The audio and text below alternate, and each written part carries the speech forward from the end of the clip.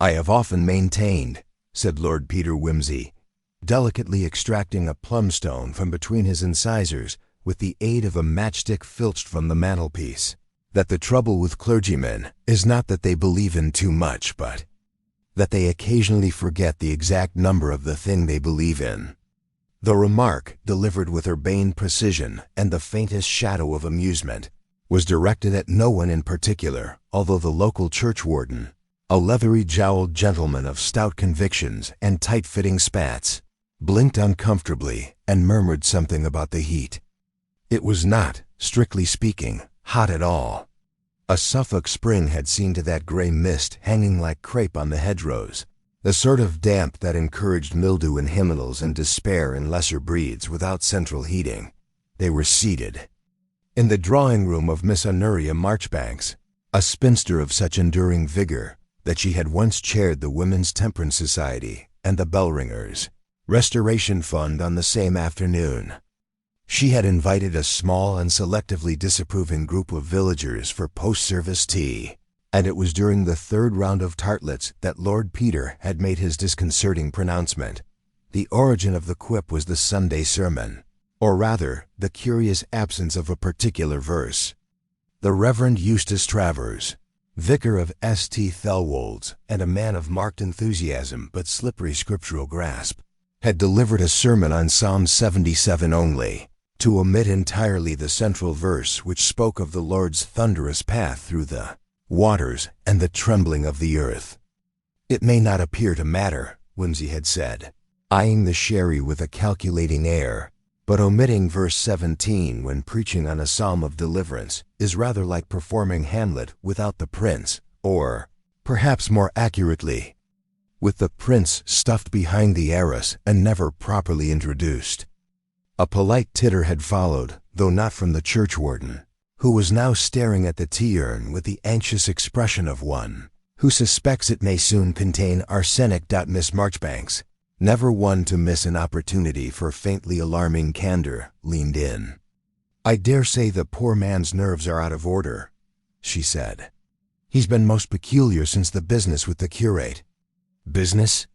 Wimsey inquired with delicate interest, adjusting the angle of his monocle. "Oh, didn't you know?" Her voice dropped to that reverent pitch reserved for gossip of a religious nature. "Found dead in the vestry, 3 weeks ago last Thursday. Heart failure, they said. But of course, that's what they always say when there's no polite explanation." Wimsey arched a brow. Was there an impolite one? Miss Marchbanks hesitated then, gave that peculiar pursed lip expression Englishwomen of a certain age deploy in lieu of slander. It was said young Mr. Fell, he was the curate, had lately taken an interest in certain unorthodox theological materials, and that someone objected. "Objection in theological circles," mused Wimsey, "is rarely fatal, unless one is preaching transubstantiation in a Methodist tent. Do go on." "Well," she said, lowering her voice again, "the vestry was locked from the inside, not a mark on him, only a most peculiar expression. They say he looked astonished." Wimsey tapped a finger thoughtfully on the saucer. "Theological revelation, or the early symptoms of potassium cyanide." "No poison was found," said the churchwarden, unable to contain himself any longer. "I was there when Dr. Vernon examined him. No wounds, no evidence of struggle. A sad accident, that's all. Poor constitution. And I must say, sir, I think it highly improper to speculate in such a fashion." "The man is buried, indeed," said Wimsey gravely. "But is he forgotten?" The remark, left to hang in the air like the scent of fading lily, was followed by a tactful silence, broken only by the faint ticking of the ormolu clock on the mantelpiece and the scraping of spoons on china. Lord Peter rose, brushed a crumb from his lapel, and regarded the fogged window-pane. "Miss Marchbanks, might I prevail upon your good nature to loan me a brolly and a pair of stout boots? I believe I feel the sudden and unaccountable desire to visit a vestry." Outside, the bells of the St. Thelwold's gave a doleful clang, as if objecting in advance. Lord Peter Wimsey, having borrowed Miss Marchbank's umbrella, a formidable instrument better suited to taming wild dogs or wayward parishioners than warding off rain, set off at a brisk but contemplative pace across the church green. The fog had thickened, curling low around the lichen-covered gravestones like the hem of some ghostly cassock. The squat square tower of St. Thelwold's loomed through the mist, its clock face smeared with damp. A crow, disagreeably vocal, and too early for the funeral season, observed him with insolent curiosity from the weathercock. The church door yielded with a reluctant groan. Whimsy stepped inside, removing his hat with exaggerated reverence and peering about the nave. The air smelled of mildew, hymn-book leather, and something less immediately identifiable, an undertone. Faint and unplaceable, like the memory of a chemical once inhaled in a school laboratory and promptly forgotten.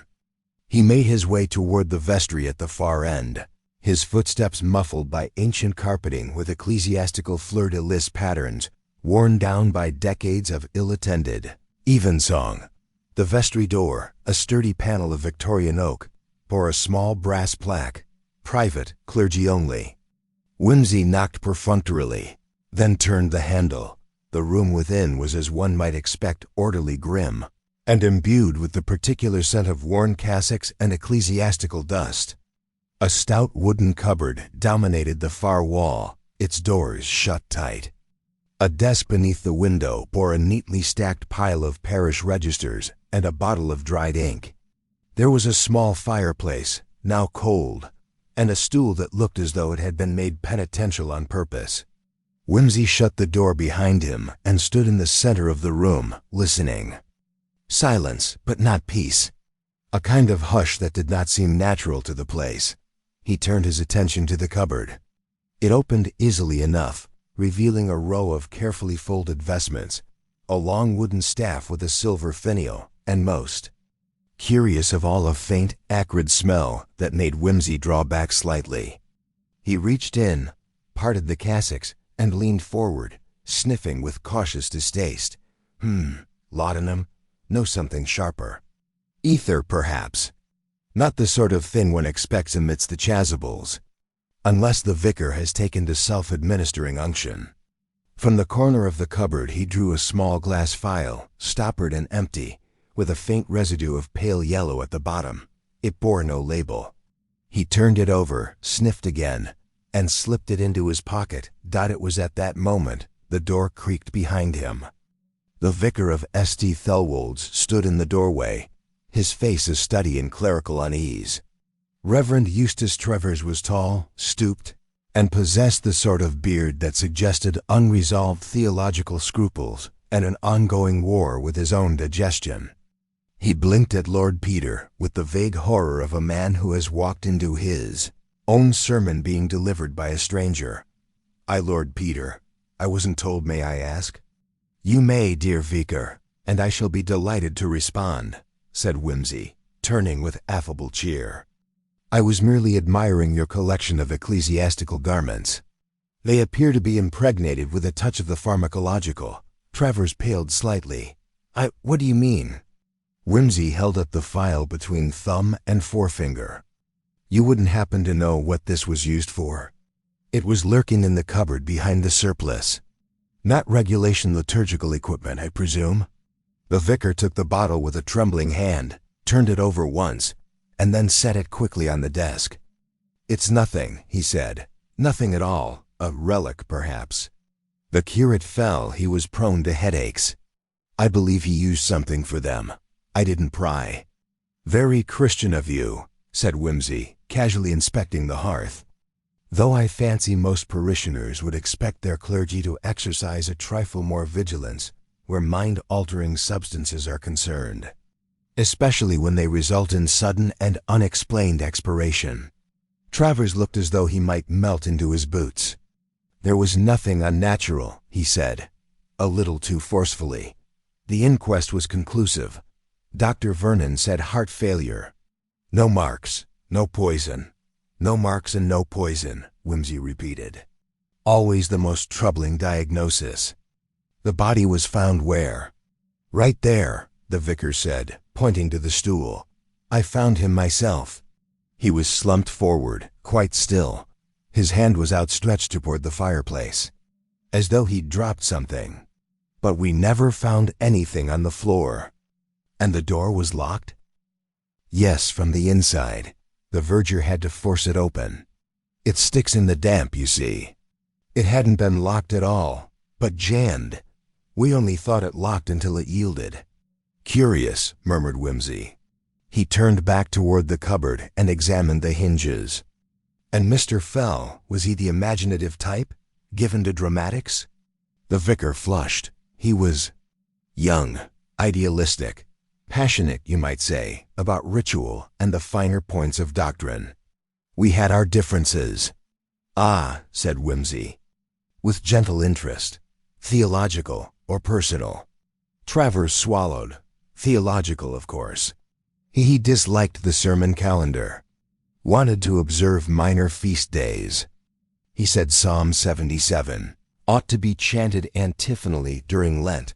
Claimed it opened a doorway between the spiritual and the -numinous, double quotes WIMCC. Why smiled thinly.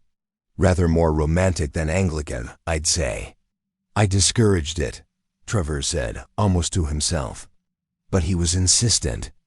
"Last week I found him here late at night, reading from the Psalms by candlelight, alone." Whimsy said nothing for a moment, merely adjusted his tie and wandered over to the window. Outside, the fog pressed thick against the glass, smearing the light in impressionist streaks. The silence stretched, and the vicar fidgeted. "Did Mr. Fell keep any private effects here?" Whimsy asked suddenly. "Letters, diaries, a journal of visionary experience. Not that I know of. His room was at the Glebe House. You might ask Mrs. Trowell, the housekeeper. She's been with the parish 20 years. "I shall," said Whimsy. He picked up the file again, held it to the light, then set it down carefully. "In the meantime, I should like to borrow this, for purely metaphysical purposes, you understand." Travers nodded stiffly. "And one final thing," Whimsy said, pausing at the door. "Did you notice by any chance whether the clock in here runs fast?" The vicar blinked. "I don't believe so." "Why, no reason," said Whimsy airily. "Except that I suspect, dear vicar, that time, at least in this vestry, does not quite behave as it ought." He let himself out with the same respectful quietude he had entered, leaving Travers to his thoughts and the file glinting dully in the lamplight. Outside, the bell struck the quarter hour, not quite in sync with Whimsy's watch, and somewhere across the green a dog began to howl. It was a long, mournful sound, oddly timed. Lord Peter paused, listening. Then he smiled thin, thoughtful, and entirely devoid of comfort, and walked on toward the Glebe House. He had no theory. Not yet, but something was beginning to stir a contradiction, not in doctrine, but in detail. And it was always in the details, he reminded himself, that murder most often lodged its sins. The Glebe House was a low, rambling affair, tucked discreetly behind a dense hawthorn hedge that was just beginning to bloom in the uncertain spring. Its windows glistened faintly in the drizzle, and a thin wisp of smoke curled from the chimney, promising warmth and life within.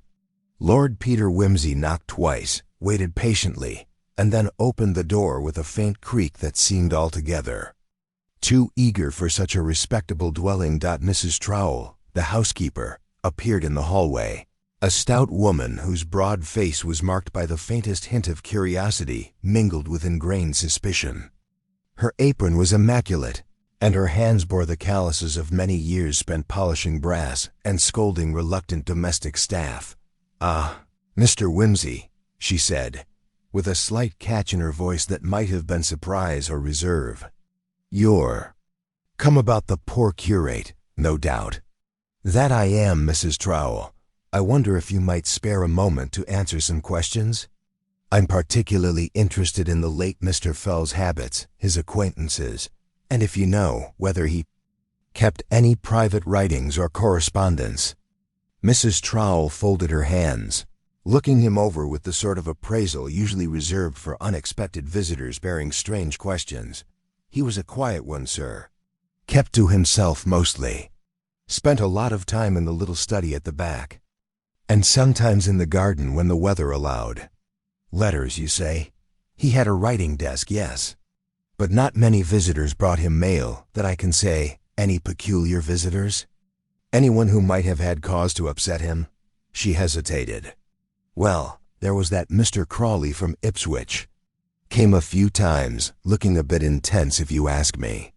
Didn't stay long, but there was something about him, sir. The curate didn't speak much of him, but I overheard them arguing once quietly, but fierce enough. Whimsy's interest sharpened. A quarrel, you say? On what subject, if you could hazard a guess? Religion, mostly, I think. Or money. The curate seemed troubled after that, curious. Whimsy nodded. And the study, may I see it? Mrs. Trowell led him down a narrow corridor and through a door that opened onto a small room lined with shelves, a writing desk cluttered with papers, and a worn armchair. The room smelled faintly of pipe tobacco and old paper. Whimsy moved among the shelves, running a gloved finger across the spines.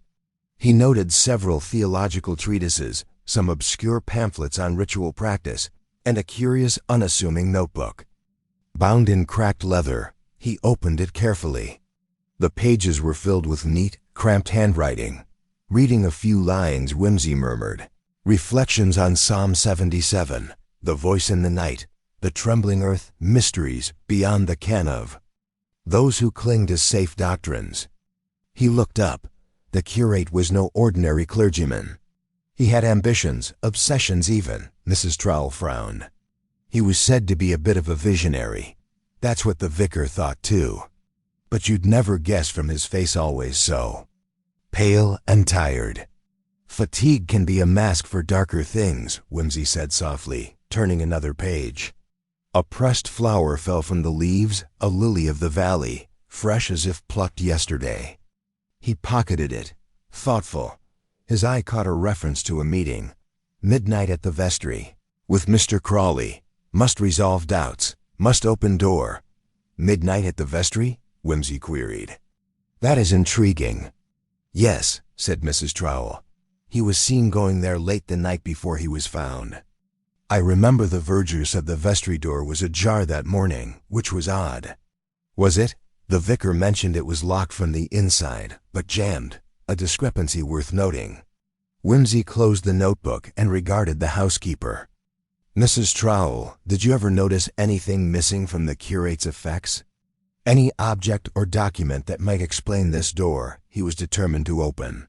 Her face tightened. Now that you mention it, the silver salver he kept on the desk went missing the day after he was found dead. No one's seen it since. A missing salver, Whimsy repeated, eyebrows raised. A detail too easily overlooked, yet often significant. Do you know if it had any engraving or peculiar markings?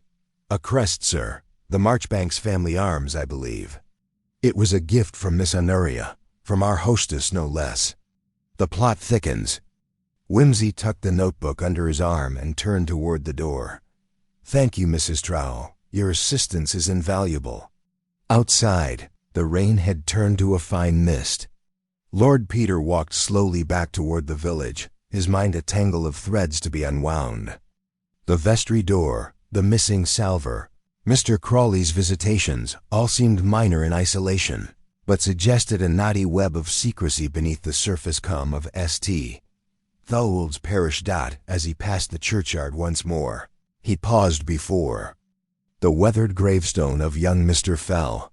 The inscription was simple, elegant, a servant of God taken before his time. But Lord Peter was sure the truth would be far less serene. He made his way to the village inn, the Red Lion, where he found the local constable, Inspector Blythe, nursing a pint and looking weary. The man nodded at him with grudging respect. Lord Peter, Blythe said, I hear you're poking your nose where it might get bitten. On the contrary, Inspector, I'm merely following a rather fascinating scent. Whimsy smiled. a glint of sharpness in his eye. "Might I trouble you for the official file on the curate's death?" Blythe pulled a battered notebook from his breast pocket and flipped it open. "No murder here, I assure you. Heart failure, as Dr. Vernon confirmed. No evidence of foul play, no signs of struggle. Case closed as far as the chief is concerned. Yet you retain it?" "Curiosity," Blythe admitted. "And the feeling that something doesn't quite add up." Whimsy tapped a finger on the notebook. The door jammed. The missing salver, the midnight meeting, none of this was in the report. "Police reports are often what they need to be, not what they ought to be," Blythe said ruefully. "Indeed," Whimsy's gaze sharpened. "I shall require the schedule of parish clock chimes, the timings for all village buses, and the records of visitors to the church in the week preceding the curate's death. Sounds like you're building a timeline, a necessary foundation. Every good investigation depends upon the tyranny of chronology." Blythe nodded. "I'll get them for you. Meanwhile, I'd advise you be careful. These small villages like ours are full of long memories and longer grudges." "Grudges are often the quietest monsters," Whimsy said, his tone light but with an undercurrent of steel. "Thank you, Inspector. I shall be in touch." He left the inn, his mind now racing through permutations and possibilities.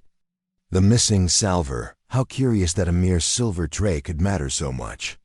The Marchbanks crest suggested the spinster's involvement, but to what end? Was it a token, a threat, or simply a red herring to distract from something deeper? Whimsy's steps carried him back toward the vicarage. The fog had lifted slightly, revealing the distant line of oaks where, according to the curate's notes, the ancient path crossed the marsh, a place long rumored for whispered secrets and old rites. The late hour was not yet upon them, but he intended to return before the night fell fully in the quiet of the vicarage sitting room. He unfolded the notebook once more, his eyes scanning the curate's cryptic annotations. Psalm 77, the voice. "Calls in the darkness, the earth quakes, there is a door. The door must be found, the truth lies beyond." Lord Peter smiled, a slow knowing smile that did not quite reach his eyes. The truth was never quite what one expected, and it was hidden where the smallest shadows fell. He set the notebook down and lit a cigarette, the smoke curling like a question in the dim lamplight. The game, as ever, was afoot. The following morning dawned with a reluctant drizzle, a proper English mist that clung to the earth, as if reluctant to let go. Lord Peter Whimsy, his mind still circling the strange notation about the door in Psalm 77, made his way toward the village post office, where the daily papers and local notices were deposited. It was his habit, acquired over years of detective work, to peruse the mundane with a keen eye. Knowing the slightest detail often held the key to unlocking tangled mysteries. As he approached, the door opened and Miss Honoria Marchbanks emerged, her figure wrapped in a raincoat that seemed far too summery for the damp chill in the air. She carried herself with the austere grace of a woman well accustomed to solitary contemplation, yet her eyes, sharp and quick, flicked up to meet his with what might almost be described as welcome. "Lord Peter," she said with a nod, "I trust you've been finding our village enlightening?" "Most enlightening, Miss Marchbanks. And your hospitality, as ever, is a lesson in patient endurance." He inclined his head politely, a faint smile playing about his lips. "I was just about to inquire after any peculiar visitors Mr. Fell might have had of late. Mrs. Trowell mentioned a Mr. Crawley." She hesitated, the color rising faintly in her cheeks. "Mr. Crawley? Yes, he has been here. A gentleman from Ipswich, as you say. He was close to the curate. Some might say too close. I cannot say why." Whimsy studied her for a moment, noting the slight tremor in her voice and the way her fingers tightened on the strap of her handbag. "Close or controlling?" "There's a subtle difference, Miss Marchbanks." She frowned. "I do not understand." "Neither did I. until I began piecing together the curate's nocturnal wanderings and your missing salver. If you will forgive my frankness, it strikes me that Mr. Crawley's presence was not merely social." Miss Marchbanks' lips pressed into a thin line. "You suggest he had some interest in the parish beyond spiritual concern?" "Indeed, or perhaps something far more personal." Whimsy's gaze softened. "May I ask, Miss Marchbanks, whether you have any knowledge of the salver's whereabouts?" Her eyes darted to the street, then back. "No," she said firmly. "I have asked around myself, but no one has seen it since the night Mr. Fell died." "Curious," murmured Whimsy. "It is a remarkable coincidence that such an item would vanish precisely then." "I do not believe in coincidences," she said sharply. Before he could reply, a figure emerged from the post office, a man in a threadbare raincoat and a hat pulled low over his brow. He walked with a slight limp, favoring one leg, and carried an air of furtive urgency. As he approached, his eyes locked onto Whimsy's with something between challenge and desperation.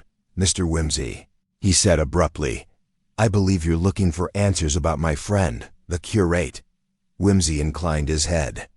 "And you are?" "Edgar Crawley," the man replied, voice low. "I know more than you think." The briefest pause passed before Whimsy gestured toward a nearby bench. "Then by all means, Mr. Crawley, enlighten me." Settling down with a cautious glance around, Crawley spoke quickly, his words clipped and measured. "I met Fell a few months ago. He was troubled, not just by doctrine, but by something dark in the parish. Something he called the door. He was convinced there was a secret hidden in St. Thelwold's, something that could shake the foundations of the village." "And this door?" Whimsy pressed. "Did he describe it more fully?" Crawley nodded.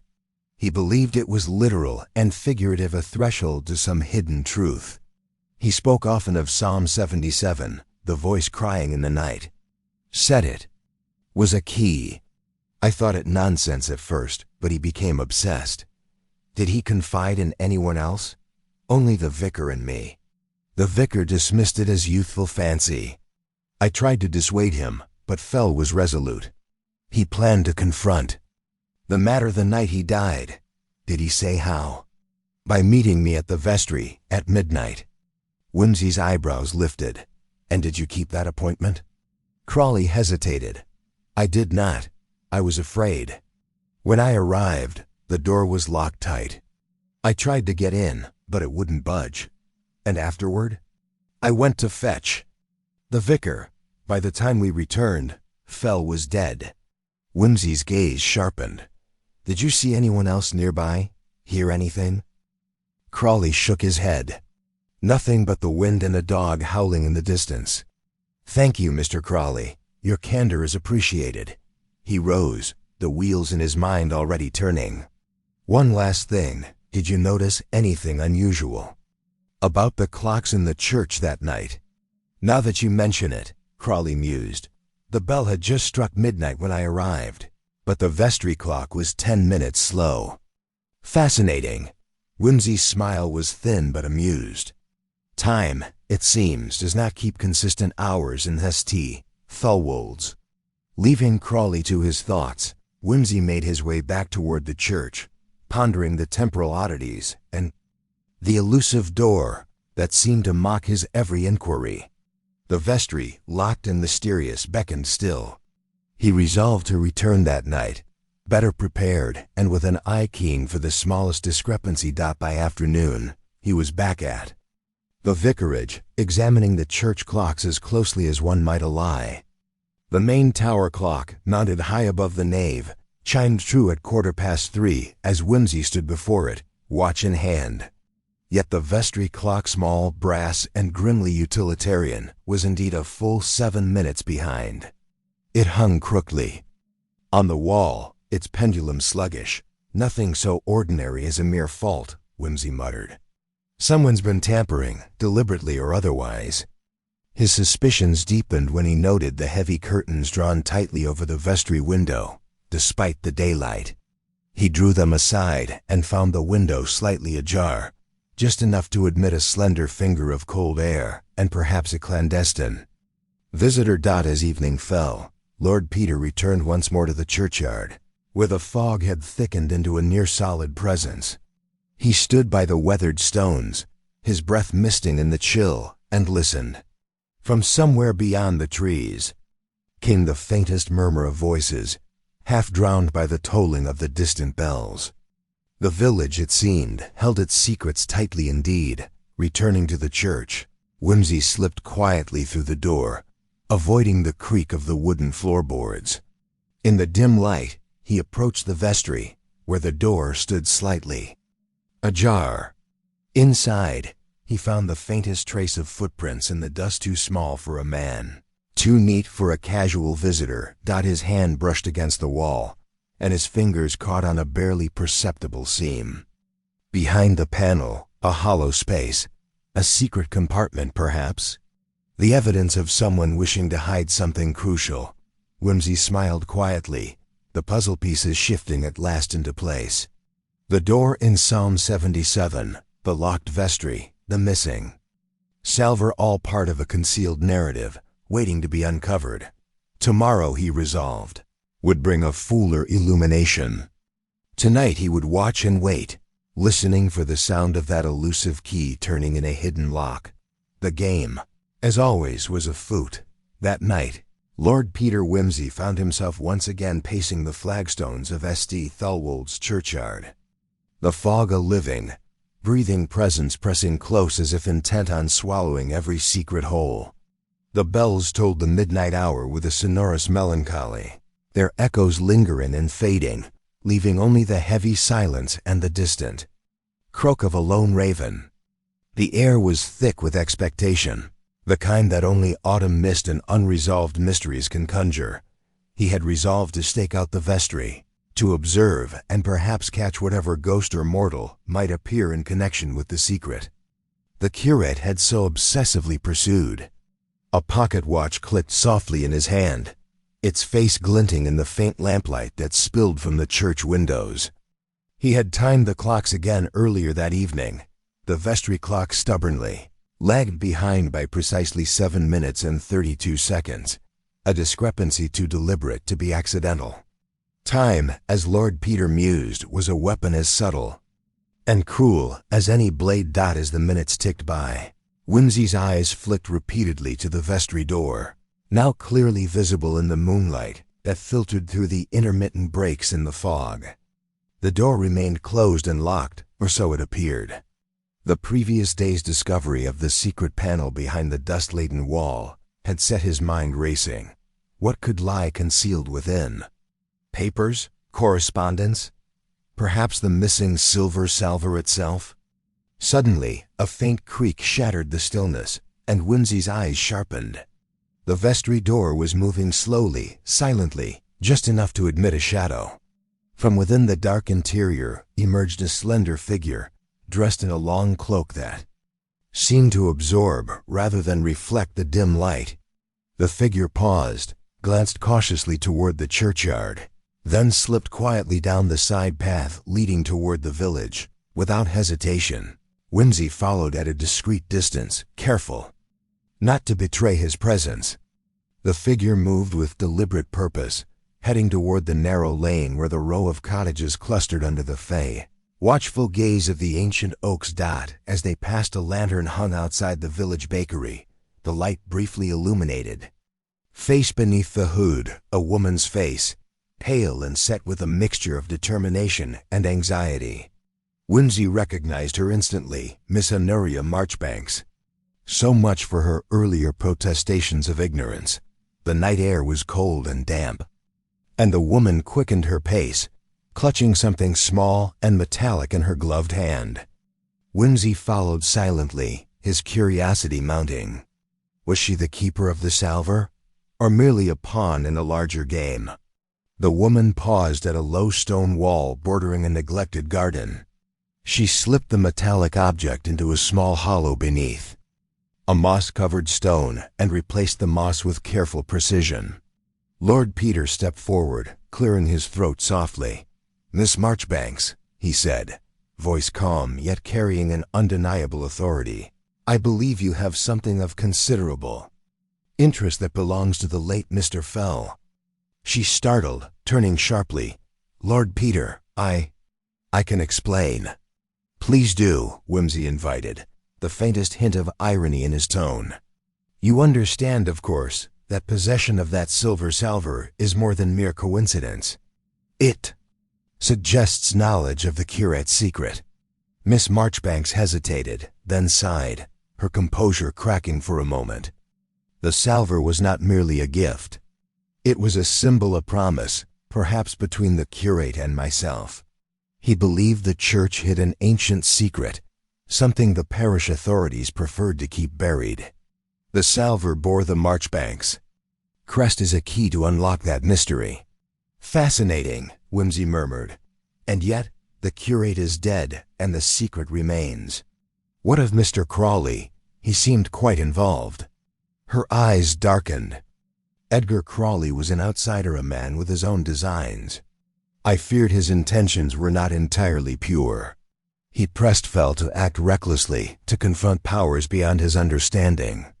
I sought to protect him, hence hiding the salver. And yet, the salver's absence did not protect him from death." "No," she admitted, voice barely above a whisper, "it did not." Whimsy considered her words carefully, his gaze flickering to the mossy stone beneath which the salver now lay hidden. "You mentioned an ancient secret. What precisely was it that the curate believed?" Miss Marchbanks swallowed hard. "There is a legend of forgotten crypt beneath the church, said to contain relics and documents that could change everything we know of C. Thelwold's history. Fell was determined to find it. Have you ever seen this crypt yourself?" "No, only the hints in the old manuscripts and the strange markings in the vestry." He believed the secret panel was a clue, but could not open it alone. The sound of footsteps startled them both, and they turned to see the village verger, a gaunt man with a hawk-like nose and eyes that glinted with suspicion. He scowled at Whimsy and Miss Marchbanks. "Out late, are we?" he said, voice low and distrustful. "Curious times, these. Best not to meddle where you might regret it." Whimsy smiled thinly. "On the contrary, Mr. Blackwell, the best mysteries demand the most thorough meddling." The verger's gaze hardened, but he said no more, disappearing back into the shadows. Left alone, Whimsy and Miss Marchbanks exchanged a look weighted with unspoken understanding. The village's silence was a fragile veneer, beneath which lay tensions, fears, and perhaps guilt. The following morning, armed with the knowledge gleaned from his nocturnal encounter, Whimsy arranged to inspect the vestry once more, this time with the church authorities present, so that any discovery would be beyond dispute. The vicar himself arrived, a portly man with a carefully curated air of benign authority. He greeted Whimsy with a cordial if guarded smile, his eyes betraying a flicker of unease. "Lord Peter," he said, "I trust your investigations are proceeding with due respect for our sacred traditions?" "Respect, Reverend," Whimsy replied, "is best paid to truth." Together, they approached the vestry door, where Whimsy produced a fine set of lockpicks, the tools of his trade as familiar as a gentleman's cufflinks. The door yielded with surprising ease, revealing the small, cluttered room beyond. Whimsy's eye was immediately drawn to the wall opposite the door. The secret panel, which the curate had discovered but failed to open, lay there, inconspicuous, yet ripe with promise. He pressed gently along the seams, then with a soft click, the panel swung inward to reveal a narrow passage descending into darkness. A collective intake of breath came from the vicar. This cannot be." "On the contrary, Reverend, it can and does," Whimsy said, pulling a small electric torch from his coat pocket and shining it into the gloom. "The mystery concealed beneath St. Thelwold's is at last within our reach." The passage was narrow and musty, lined with damp stone and the faint traces of ancient inscriptions. As Whimsy ventured down, the air grew cooler, the silence heavier. Halfway down, he paused, shining the torch onto a low niche in the wall. There, Resting upon a stone shelf lay a bundle wrapped in oilcloth. Carefully, he unwrapped it to reveal a stack of brittle parchments and, beneath them, a small wooden box. Returning to the vestry with the treasures in hand, Whimsy carefully opened the box to reveal a collection of keys intricately wrought, bearing the same crest as the missing salver. "The keys to the past," he murmured, "and perhaps the motive for murder." The vicar paled. "These belong to the church archives. They were thought lost, or hidden," Whimsy added. "Someone has gone to considerable lengths to keep them from sight." The parchments, brittle and yellowed with age, bore the seal of a long-forgotten bishop and contained cryptic references to land grants, secret rituals, and disputes over ownership of the church grounds. "Property disputes can be deadly," Whimsy said, his tone light but eyes keen, "especially when vested interests and pride are at stake." The vicar nodded, visibly shaken. "There have been tensions within the parish for years.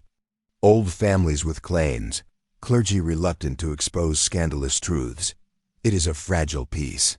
"Fragile." "Indeed." Whimsy placed the keys gently back in their box. "I suspect our curate's discovery threatened more than just ecclesiastical records. Secrets, once disturbed, rarely remain buried peacefully."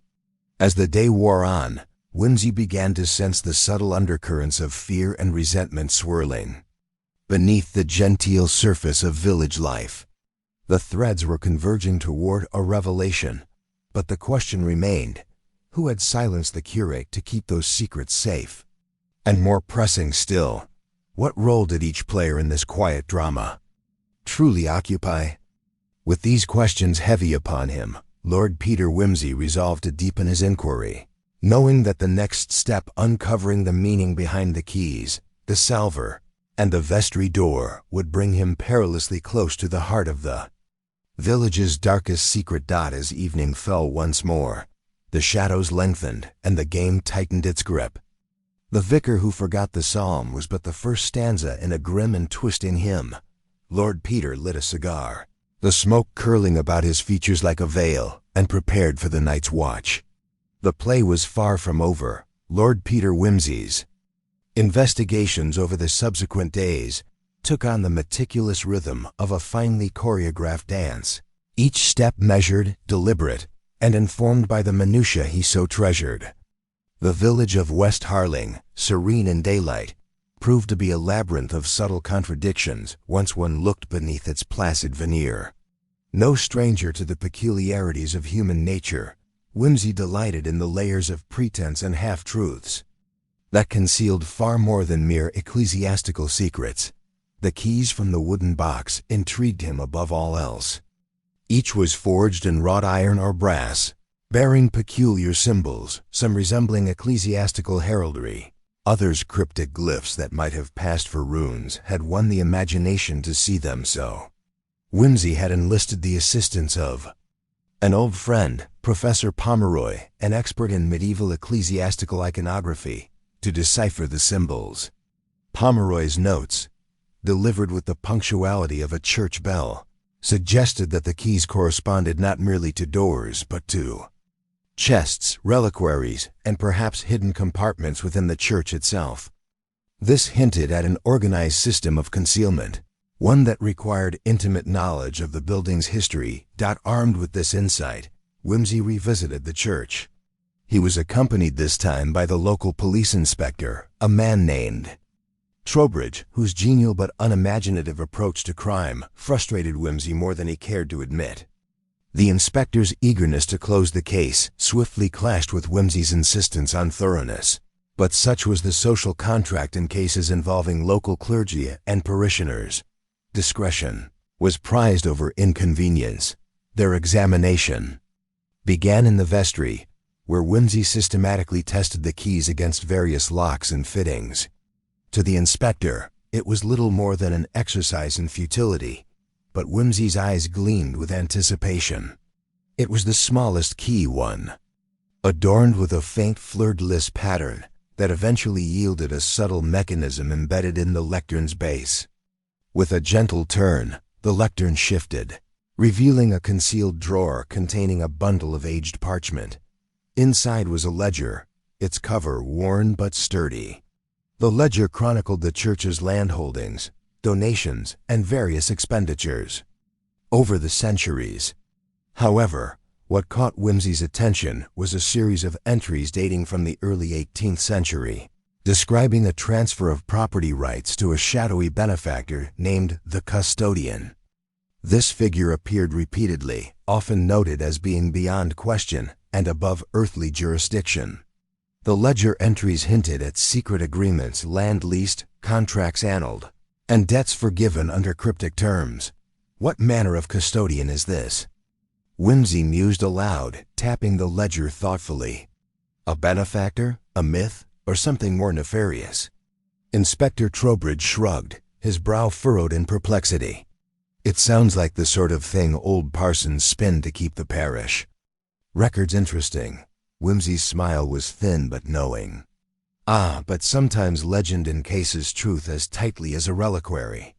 We must consider that Mr. Fell's fatal obsession might have been precisely this custodian's secret. There. Search yielded more than documents. Hidden behind a false panel in the vestry floor, Wimsey uncovered a small, iron-bound chest, its lock intricate but none too complicated for his nimble fingers.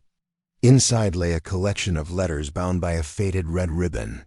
The correspondence was between successive vicars and a figure signing only as C.M., a name that coincidentally matched that of one Reverend Cuthbert Marchbanks, a vicar who had served the parish a century prior.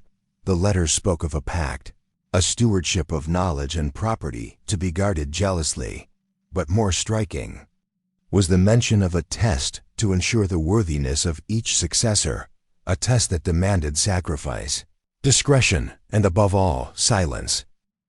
Wimsey pondered this, recalling Miss Marchbanks's earlier revelations and the strange alignment of dates. The notion of a test struck him as metaphorical at first, but the curate's death suggested a far more literal interpretation. Was Fell's murder the culmination of such a test, or an attempt to prevent him from completing it? These questions led Wimsey next to the local historical society, where he met with Miss Emily Crouch, a keen-eyed archivist whose enthusiasm for parish history bordered on the obsessive.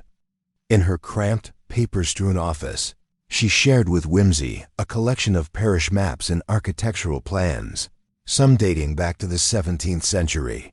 Among these was a peculiar blueprint of the church's crypt, an extensive network of chambers and tunnels beneath the main building, marked with annotations suggesting concealed vaults and hidden passageways. The crypt's layout was a far cry from the modest space the village was aware of. It hinted at a secret subterranean complex designed to house valuable relics or documents. It is no wonder, Miss Crouch whispered excitedly, that the curate was so determined to find this place. The crypt may contain records or artifacts that would rewrite local history and unsettle many vested interests. Wimsey nodded, pleased by the convergence of evidence. And yet, to disturb such a place invites peril, both from the past and the present. Returning to the church that evening, Wimsey requested access to the crypt. The vicar, still visibly uneasy, reluctantly agreed to accompany him. The air grew colder and more oppressive as they descended the narrow stone steps into the darkness below. Wimsey's torch beam revealed dust motes dancing in the stale air, the ancient stonework damp and slick. The crypt was more extensive than he had imagined, the narrow passages branching into vaults filled with niches and alcoves. Here and there, faint traces of carvings and symbols whispered of rites long abandoned, but never forgotten. As they explored, Wimsey noted several niches sealed with heavy stone slabs, one of which bore a curious symbol matching that on one of the keys. Using the key, he deftly released the lock mechanism, revealing a small chamber containing a weathered chest. Inside the chest lay a collection of silver objects, parchments, and a second, smaller salver, this one tarnished and engraved with the same crest as the missing silver salver, but clearly much older. Wimsey's mind raced. If the silver salver was a key, what then of the second one? Did the curate possess the newer salver, and was its theft or concealment part of a larger game? His thoughts were interrupted by the vicar's nervous voice. "Lord Peter, this place is a sanctum of sacred tradition. Disturbing it may invite divine wrath, or merely human folly," Whimsy replied. "It is rarely gods who kill, Reverend, but men afraid of losing power." On their return, the vicar was insistent that no more be said of the crypt to the villagers. Whimsy, however, understood the importance of caution. Revelation without preparation was the herald of chaos. In the days that followed, the detective resumed his interviews, paying particular attention to the parishioners who had seemed most evasive. One name recurred: Edgar Crawley, the enigmatic man who had been so vocal in his suspicion of the curate, but whose presence in the village was as shadowy as the crypt itself. Whimsy learned that Crawley had been in financial distress, desperately needing to secure a portion of the church's lands rumored to be up for sale, or at least, so he claimed. His interest in the curate's discoveries was perhaps not theological but mercenary. Yet, despite his motives, Crawley had alibis for the time of the murder, and his agitation seemed more rooted in fear than guilt. The intricate web was tightening. But Whimsy knew the true breakthrough would come not from chasing obvious suspects, but from unearthing the psychological currents beneath the surface. One afternoon, while perusing the parish records once again, Whimsy's keen eye caught a curious detail: a series of entries noting repairs to the church's clock mechanism, coinciding precisely with dates when the curate was engaged in secretive activities. A particular note mentioned the replacement of a small gear known as the escapement wheel, a component critical to the clock's accuracy. He cross-referenced this with his own observations of the Vestry clock's delay and began to suspect that someone had manipulated the clocks not merely as an accident, but to create false impressions of time and presence. The implications were clear. The curate's murder had been carefully planned to exploit this confusion of time, to manufacture alibis or frame innocent parties. Whimsy allowed himself a rare, satisfied smile. The gears of justice, much like those of the church clock, were intricate but precise, and he intended to wind them until they revealed every hidden truth. As evening deepened once more over West Harling, Lord Peter lit his pipe, the fragrant smoke curling like a question mark around his thoughtful visage. Somewhere within the tangled mesh of time, trust, and treachery lay the final key to the curate's fate, and the secret the village wished to keep buried forever. The game was far from over, and the shadows continued to lengthen. The chill of early autumn crept along the village lanes of West Harling, turning the once bright leaves to shades of rust and amber. Lord Peter Whimsy found himself returning to the vicarage with a renewed sense of purpose, the flicker of a hypothesis dancing in his mind. The interplay of time and motive, so often underestimated, was proving to be the keystone in unraveling the curate's demise. The next morning dawned misty and cool, the sun a pale disk struggling to breach the gray veil. Whimsy chose to revisit those few who had, until now, been peripheral to the inquiry, minor players whose seemingly innocuous details might hold the crucial fracture in the case's facade. His first call was to Mrs. Harriet Pritchard, the housekeeper at the vicarage, whose unwavering loyalty to Reverend Fell was matched only by her taciturn disposition. She greeted Whimsy with a brisk nod, her apron still dusted with flour from the morning's baking, the domestic clatter a stark contrast to the grave questions that had haunted the house. "Mrs. Pritchard," Whimsy began, arching an eyebrow. "In characteristic fashion, your devotion to the late Reverend was admirable. But might I ask, did you notice anything unusual in his habits these past weeks? Anything, no matter how trivial?" Her eyes narrowed, lips pursed. "Nothing that would bear mention to strangers, sir. He was a man of God, and any disturbances he had, he kept to himself. But ... She hesitated. There was the matter of the vestry clock. It had been running slow for days. and the Reverend seemed distracted by it. Wouldn't stop tinkering with it, though he said it was nothing to trouble others with. Whimsy's interest piqued. "The clock, you say? Did anyone else mention this?" "Not that I know of. It was just a small thing, and the Reverend, he had a mind to fix it himself." This confirmation settled like a piece in the larger puzzle. The clock was no mere backdrop, but a pivotal element, its irregularity possibly exploited to craft a deception of time. Whimsy resolved to observe it himself the following day, to measure its erratic beat. Next, Whimsy visited the village post office, where Miss Clara Dunlop presided, a keen-eyed spinster with an encyclopedic knowledge of village gossip. She proved loquacious when prodded with the right mixture of charm and gentle derision.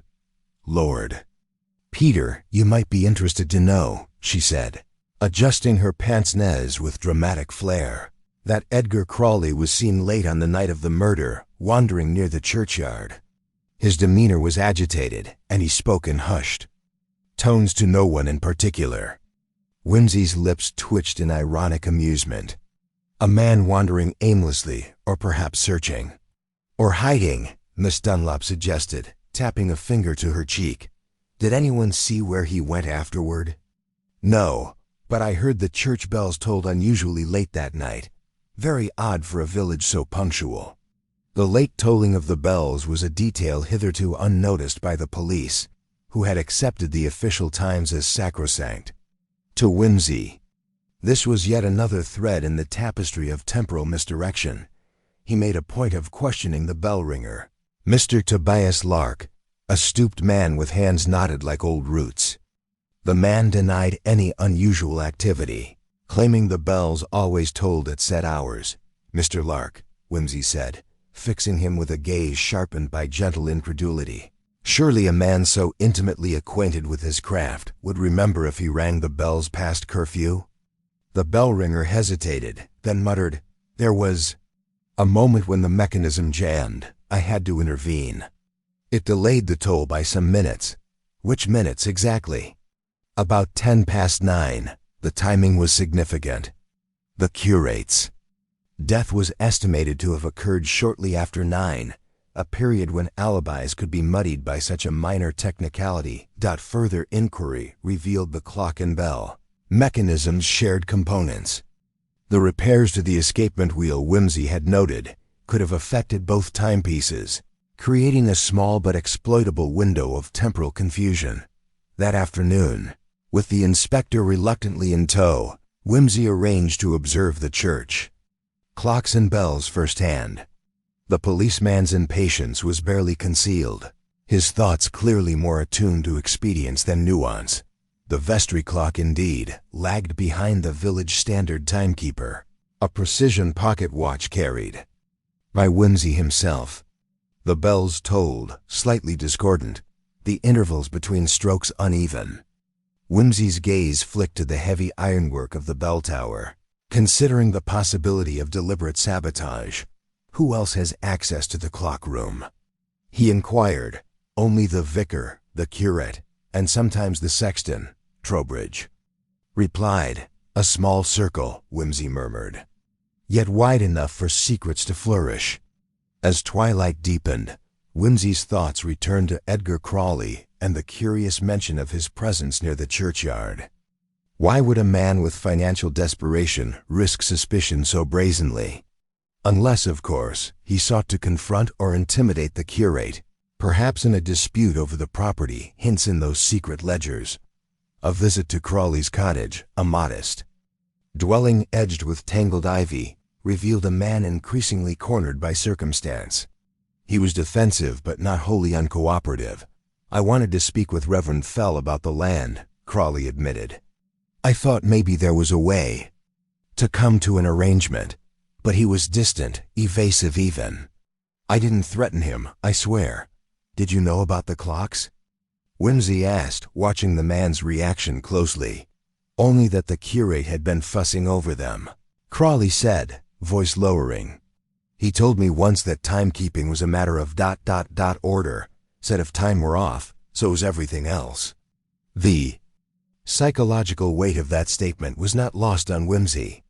The curate had been obsessed not only with physical time, but with the metaphorical order it represented. A disorderly clock was a symbolic chaos, a disruption of control. Returning to the vicarage, Whimsy found Miss Marchbanks deep in thought, a slight tremor in her voice as she recounted a conversation from the day before the murder. Reverend Fell had spoken cryptically of the test and the price of silence.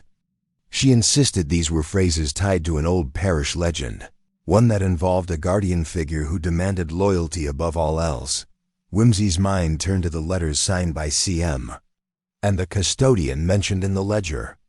Was this test a psychological burden imposed upon the curate, a secret oath he was forced to uphold?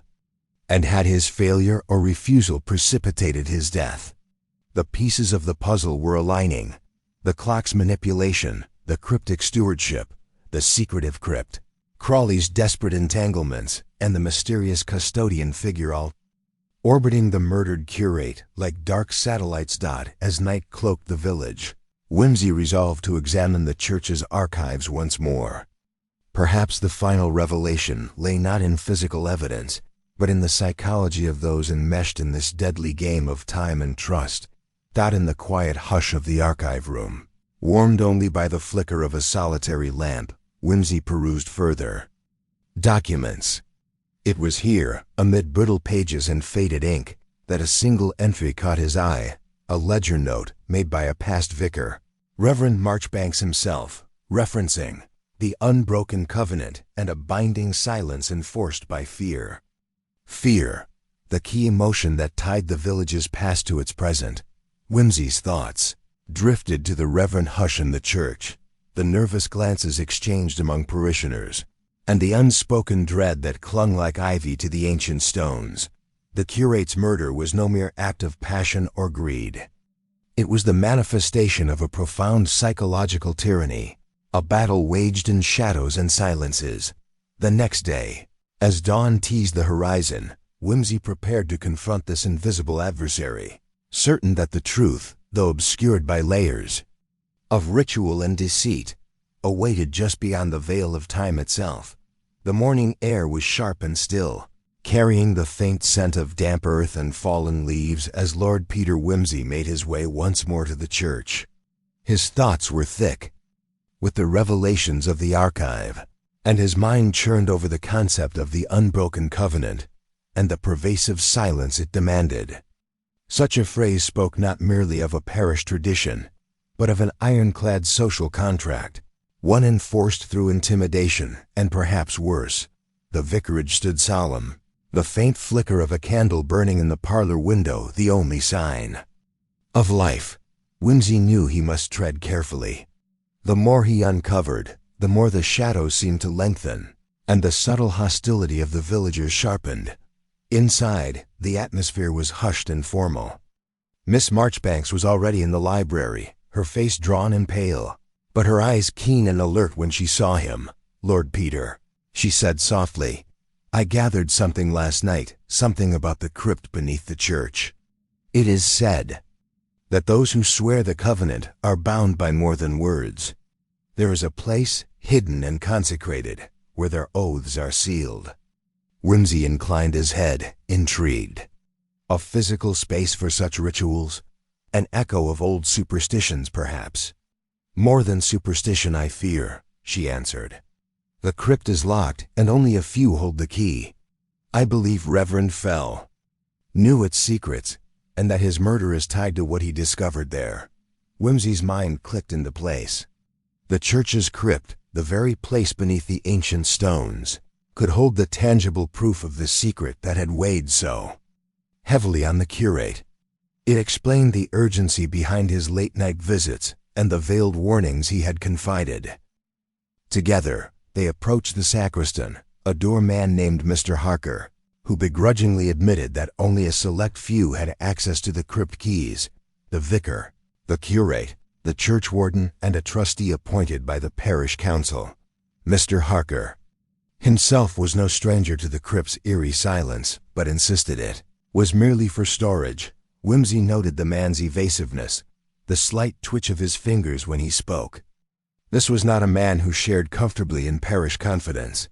He next sought an audience with Mr. Daniel Becket, the churchwarden, a burly man with a ruddy complexion and a jovial mask that seemed ill-fitted to the gravity of recent events. Becket met Whimsy with an easy smile that failed to reach his eyes. "The crypt?" "Oh yes, the old vault beneath the chancel," Becket said, stroking his chin thoughtfully. "Traditions run deep here. A place for the faithful to remember those who came before." "Nothing sinister." "Nothing sinister," Whimsy repeated. "Unless silence can be considered sinister. I gather you hold one of the keys?" "I do," Becket nodded, "but I've no desire to disturb the dead or pry into parish mysteries." "Understandable," Whimsy replied smoothly. "However, it seems that the curate's last days were shadowed by something tied to this very crypt. Might I persuade you to grant me access? Discretion assured." Becket hesitated. "I will speak with the vicar." "Of course." But the vicar was not in residence.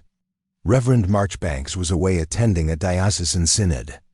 His absence, Whimsy noted with interest, delayed access to the very heart of the mystery. Without the vicar's permission, the investigation stalled momentarily. Yet this delay presented an opportunity to revisit Edgar Crawley, whose desperation appeared to grow more pronounced by the hour dot at Crawley's cottage. Whimsy observed a man unraveling under pressure.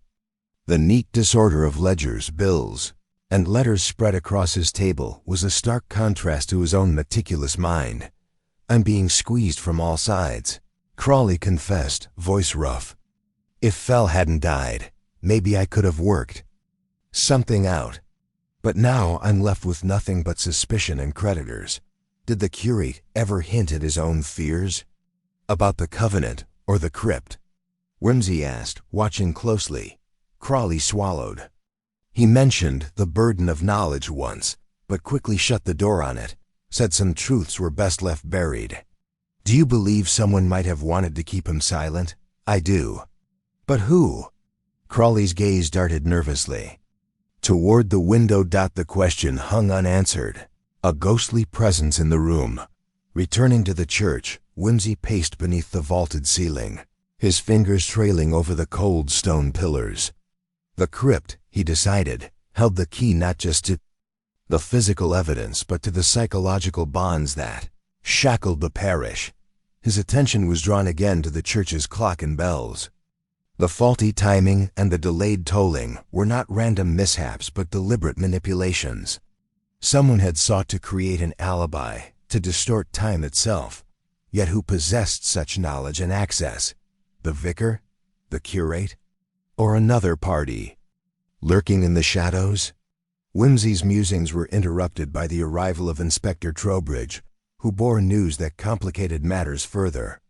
The police had discovered a second set of letters in the curate's quarters' anonymous notes, filled with veiled threats and references to breaking the silence and guardianship failing. The letters bore the initials SEMA. Once more, a tantalizing hint that perhaps the custodian was not a figment of superstition but a tangible person with a stake in preserving the parish's secrets. Whimsy's lips curved in a faint smile. The game was deepening. With the vicar still absent, Whimsy requested a private look at the curate's personal effects. Among the clutter, he found a worn leather-bound journal, its pages thick with scrawled observations, notes on parishioners, and cryptic references to the test. And the price of loyalty. One entry stood out. The covenant binds not only the living but the dead. The crypt holds more than bones. It holds the truth no one dares utter. To fail the test is to invite oblivion. Whimsy's brow furrowed. The curate was no mere victim, but a man caught in a web of psychological coercion. His death the culmination of unseen forces working to maintain control. As afternoon waned into evening, Whimsy formulated his plan. He would return to the church under cover of dusk, armed with a key borrowed from Becket and accompanied only by Miss Marchbanks, whose insight into parish lore might prove invaluable. They descended the narrow, winding stairs into the crypt, their footsteps echoing in the damp silence. The air was thick with the scent of earth and candle wax, the flicker of lantern light casting grotesque shadows on ancient stone. Srkopigi. In the center lay a small stone altar, worn smooth by centuries, of prayer and ritual. Here, Whimsy suspected, the covenant had been sworn, and perhaps the secret recorded. Miss Marchbanks traced the carvings with trembling fingers, reading aloud fragments of Latin. Silentium servitor, let silence be kept. A sudden noise startled them, a faint scraping sound from a dark recess. Whimsy's heart quickened, the familiar thrill of the hunt reigniting. From the shadows emerged a figure tall, gaunt, and unmistakably the sexton, Mr. Harker, his eyes wild with desperation. "You shouldn't be here," he hissed. "This place is forbidden." Whimsy stepped forward, voice calm but firm. "On the contrary, Mr. Harker, I believe you have much to explain." The sexton's facade cracked, a bitter laugh escaping. "You think you understand the covenant? The burden it places? It is not mere silence but protection. The curate... He threatened to undo it all. Protection at the cost of a man's life?" Harker's face twisted. He was weak, he forgot the psalm. And so he paid the price. Whimsy exchanged a glance with Miss Marchbanks, the weight of the crypt's secret settling heavily between them, the psychological machinery of control, the manipulation of time, the intricate social contracts. It was all bound in this dark, subterranean chamber. The puzzle was far from complete, but the path forward was clearer than ever. Outside, the first stars pricked the velvet sky, and Lord Peter Whimsy, with the quiet certainty of a man who walks alone between light and shadow, prepared to confront the unseen forces that governed West Harling's deadly silence. The chill of the crypt clung to Whimsy's clothes as he ascended the narrow stone steps back into the nave, the flickering lantern light behind him dwindling into darkness. Mr. Harker's words echoed unsettlingly. He forgot the psalm, and so he paid the price. The phrase gnawed at Whimsy's mind. What obligation, so vital that failure meant death? The idea was almost theatrical in its grimness, yet beneath the theatrics lay a palpable dread, a communal fear that had poisoned this village. Whimsy's companion, Miss Marchbanks, her face pale but resolute, paused in the aisle, glancing back toward the crypt's iron-bound door. "There is more here than superstition, Lord Peter." The curate's fate was sealed not merely by mortal hands, but by the unyielding weight of a tradition no one dares challenge. Whimsy nodded thoughtfully, dusting his hands on his coat. A tradition maintained by silence is a dangerous thing, especially when it is enforced by fear rather than faith. His gaze lingered on the high altar above them, where a single candle flickered in the gathering dusk. Outside, the village lay wrapped in an uneasy calm. Yet beneath the surface, currents of suspicion churned and eddied with renewed vigor. Whimsy's visit to the crypt had exposed the fragile veneer of civility, revealing fissures in the village's social architecture that only a keen mind could begin to pry apart. The next morning found Whimsy at the modest vicarage parlor, a room that smelled faintly of lavender and old paper. Miss Marchbanks, seated by the window, had arranged several documents and parish records on the table before them. Among these was a ledger kept by Reverend Fell himself, detailing parish expenditures, gifts, and curious entries of special contributions under coded initials. "What strikes me," Whimsy observed, fingers tracing the neat script, "is how these special contributions coincide with dates significant to the parish holidays, anniversaries, but also moments of conflict or unrest. The entries, though small in amount, suggest a network of influence and control." Miss Marchbanks nodded. "The churchwarden, Mr. Beckett, and even the sexton, Mr. Harker, appear to have received these gifts. But there is one other recipient, whose name is conspicuously absent from official records, a certain Miss Clarice Medwin, a relative of the late Reverend Fell."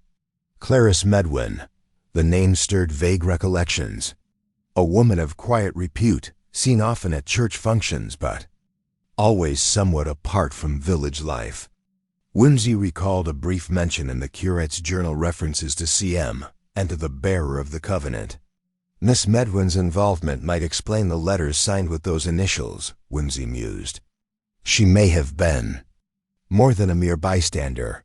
Whimsy arranged for a discreet visit to Miss Medwin's residence, a weathered stone cottage on the edge of the village green. She received him with a measured cordiality, her gray eyes sharp and observant beneath a modest hat. "Lord Peter," she said with a slight bow, "I have heard of your inquiries. It is unfortunate that such matters disturb the peace of West Harling." "I seek only truth, Miss Medwin," Whimsy replied, "and in the search one often finds that peace is the most fragile of states." She regarded him silently for a moment, before leading him into a parlor filled with faded photographs and heavy drapes. "The covenant you speak of was never merely about silence. It was a pact of guardianship, protection of a secret that, if revealed, would shake the foundations of this community." "And this secret?" Whimsy asked, steepling his fingers. "What is its nature?" Clarice hesitated, then spoke in a low voice. "The crypt contains not only the remains of our ancestors, but a testament, a ledger of sins and debts owed, dating back generations. The covenant was to ensure that these sins were neither forgotten nor exploited. The psalm your curate failed to remember was the final oath, a recitation that bound the guardians to their duty." Whimsy raised an eyebrow. "A psalm as a binding contract. Fascinating. Yet it seems the curate, Reverend Fell, doubted the righteousness of this duty." "Indeed," Clarice affirmed. "He was troubled, questioning whether such secrecy was moral. He feared the power it granted some over others." "And do you believe this fear led to his death?"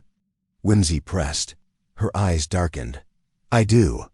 There are those who would kill to preserve the covenant." Whimsy's mind raced. The psychological tension, the jealousy, the fear, the desperate clinging to tradition had all coalesced into a lethal force. The next logical step was to examine the parish council's minutes, particularly the meeting preceding the curate's death. Returning to the vicarage, Whimsy requested access to the parish records. The council minutes revealed heated debates on recent financial decisions, with Reverend Fell increasingly vocal against special contributions and the secret ledger's existence.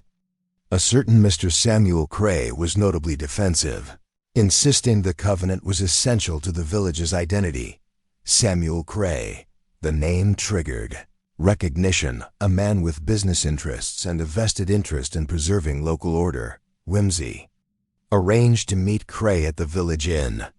The man was stout, with a florid complexion and an air of blustering authority. His laughter was loud, but his eyes betrayed a calculating mind. "You're poking your nose into dangerous affairs, Lord Peter," Cray warned, swirling his ale. "The covenant is a matter of pride and survival here." "Or of control," Whimsy countered, "and fear. Tell me, Mr. Cray, were you present at the parish meeting the night before Reverend Fell died?" Cray's grin tightened. "I was, and I spoke plainly. Fell was a fool, questioning tradition and threatening ruin. Some truths are better left buried. Is it your belief, then, that the curate's death was ... necessary?" Cray shrugged. His tone clipped. "I won't speak of murder, but sometimes the community must defend itself." Whimsy's gaze sharpened. "Defend itself with what means? Words or weapons?" The inn's door creaked, and a hush briefly fell as a tall figure entered the vicar, Reverend Marchbanks, newly returned. His presence was a silent rebuke to the room's tension. Whimsy greeted him with polite formality but noted the man's pallor and restless eyes. "Reverend, your absence delayed our access to the crypt. Might I ask why you were away at such a critical time?" Marchbanks cleared his throat. "The synod was unavoidable. However, I confess I am troubled by these investigations.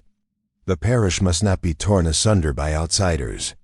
"Yet, truth often requires disruption," Whimsy replied softly. That evening, the village seemed to hold its breath. Whimsy retired to the vicarage study, piecing together the mosaic of information. The crypt was not merely a resting place for the dead, but a vault of communal secrets, guarded jealously by a cabal fearful of exposure. The psalm long forgotten by all but the most devout served as a psychological key, binding the guardians in mutual complicity. Reverend Fell's failure to recite it symbolized a fracture, an ideological rebellion that had cost him his life. Whimsy realized that the layers of deception, the manipulations of time, the forged alibis, and the veiled threats were all orchestrated to maintain the Covenant's illusion of unity. Yet beneath the surface, personal motives festered. Samuel Cray's vested interests, Harker's desperation, Beckett's reluctance, and Medwin's conflicted loyalties. Whimsy was poised on the wobbly brink of unveiling the tangled web. Aware that the final act required both precision and subtlety, he would need to orchestrate a gathering, an unveiling under the parish's watchful eye where truth could emerge not as accusation but as revelation. The shadows lengthened beyond the stained glass windows as Lord Peter Whimsy prepared to turn the village's silence into confession, unraveling the last threads that held the Covenant's deadly secret. The next morning dawned cold and gray, the village of West Harling shrouded in a mist that seemed to soften the edges of reality, blurring the line between shadow and substance. Whimsy, seated by the window of the vicarage study, allowed himself a moment's reflection before the day's crucial proceedings. The pieces were nearly in place, but the final act required deftness, a performance, as much psychological as procedural. Miss Marchbanks entered quietly, carrying a small bundle of letters tied with a ribbon. "I gathered these from Reverend Fell's desk," she said, placing them carefully on the desk. "Some correspondence with Miss Medwin and others addressed to the parish council." The tone grows more urgent as his doubts deepen. Whimsy unfolded one letter, dated but a week prior to the curate's death. The handwriting was tight and shaky: double quotes, ... The ledger must be exposed. The parish cannot be held hostage by fear and secrets. I fear the Covenant is less about protection than domination. If I fail to speak, I shall bear the guilt of silence. An eloquent indictment, Whimsy mused, and a challenge thrown into the lion's den. We must confront this den, Miss Marchbanks, and rattle the bars until something breaks loose. His plan was simple, though bold: a meeting of the parish council, convened under the guise of routine business, but with the purpose of unveiling the curate's investigations and the Covenant's true nature. He anticipated resistance, obfuscation, perhaps even threats. Yet in this village of shadows, truth was the sharpest blade. By mid-afternoon, the vicarage parlor filled with familiar faces: Samuel Cray, Mr. Beckett, Mr. Harker, and to Whimsy's surprise, Reverend Marchbanks himself. The tension was palpable. Polite smiles strained as eyes darted cautiously, each suspect aware that the quiet man in tweeds held the scales of justice. Why began with deliberate formality, reciting passages from Reverend Fell's letters, emphasizing the courage it took to challenge the Covenant. The curate sought not to disrupt faith, but to restore it to its purest form. His silence was a torment, his death a tragedy that demands our scrutiny. Cray's face reddened. You sully the good name of this parish, Lord Peter. The Covenant is a tradition that preserves order. Order born of fear is tyranny dressed in Sunday best, Whimsy retorted smoothly. Let us examine the ledger, its entries, its purpose, and the debts it conceals. Beckett, ever the reluctant participant, shuffled papers nervously, while Harker's gaze hardened, his grip tightening on a silver pocket watch. You accuse us of murder and conspiracy with scant evidence, Harker growled. On the contrary, Whimsy said, eyes bright, the evidence is woven through your own words and actions. The psalm forgotten, the crypt disturbed, the ledger hidden. These are threads that, when pulled, unravel the tapestry of deception. The discussion spiraled, voices rising, accusations barely restrained beneath veneers of civility. Whimsy watched closely, noting the small tells, Cray's quick glances to the door, Beckett's trembling hands, Harker's silent fuming. Each revealed the strain of concealed guilt. At length, Whimsy proposed a demonstration, a reenactment, of the events on the night of Reverend Fell's death within the crypt itself. Let us see if the timeline, the movements, and the alibis hold against the light of scrutiny. The council grudgingly agreed, and as dusk settled, the group descended once more to the cold crypt. Whimsy assigned roles, watching the actors with a subtle smile, knowing the performance would illuminate what mere words could not. As the scene unfolded, the locking and unlocking of doors, the timing of footsteps, the positioning of bodies. Whimsy's sharp eyes caught a hesitation, a misplaced footfall, a whispered breath too soon or too late. He paused, holding up a hand. "Stop," he motioned to Harker.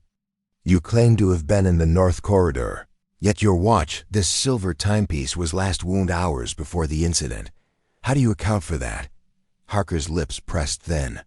I lost track of time."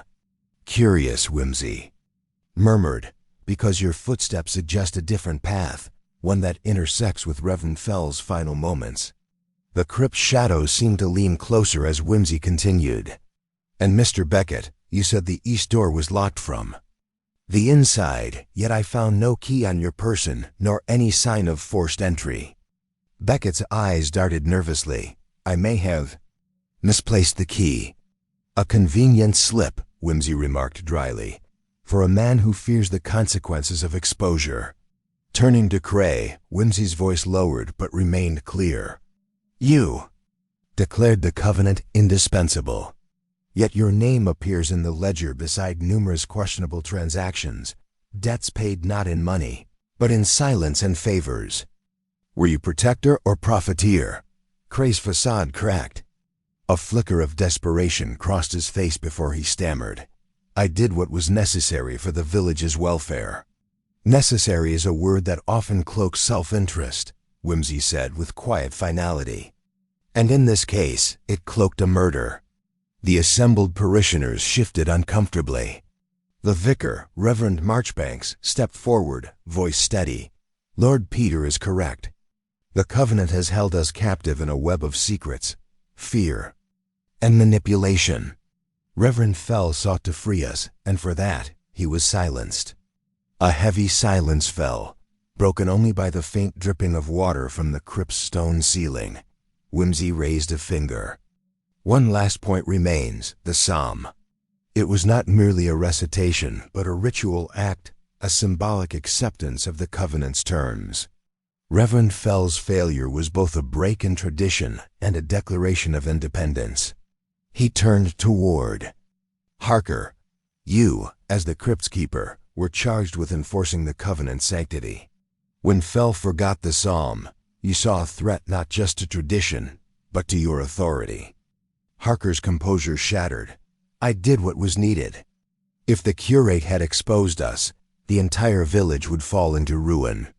"Yet the village cannot thrive on ruin and deceit," Whimsy said softly. "Your fear bred the crime." Beckett shifted uneasily, and Cray's face was ashen. Whimsy looked around the circle. "Let this be a lesson. The past's shadows may linger, but only by confronting them can a community find peace." The night's revelations rippled through West, Harling in the days that followed, fracturing old alliances and sparking difficult conversations. Whimsy, satisfied that the truth was no longer imprisoned in the crypt's darkness, prepared to take his leave. At the station, as the train whistle pierced the morning air, Miss Marchbanks observed quietly, "Do you think they will truly change, Lord Peter?" Whimsy lit a cigarette, watching the smoke curl skyward. "Change is the province of those willing to endure discomfort, Miss Marchbanks. Whether West Harling will is another matter. But truth, once spoken, is a stubborn thing. It lingers and waits for its moment." With a final arch of his brow and a half-smile, Lord Peter Whimsy settled into his seat, the carriage door closing behind him like the closing of a well-read book its secrets laid bare, its mysteries solved, and its ghosts laid to rest. At least for now.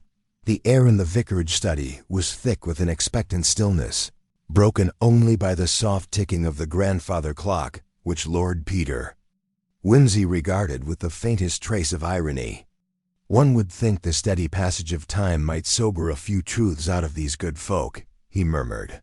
Glancing up as the assembled parishioners settled into uneasy silence, he rose, the very picture of arch composure, and began to pace the room with deliberate ease, the epitome of a man fully in command of the puzzle before him, yet unhurried to reveal its solution. We have heard much these past days, timelines tested, alibis stretched, motives scrutinized, and each thread has led us through a labyrinth of fears, loyalties, and concealed truths.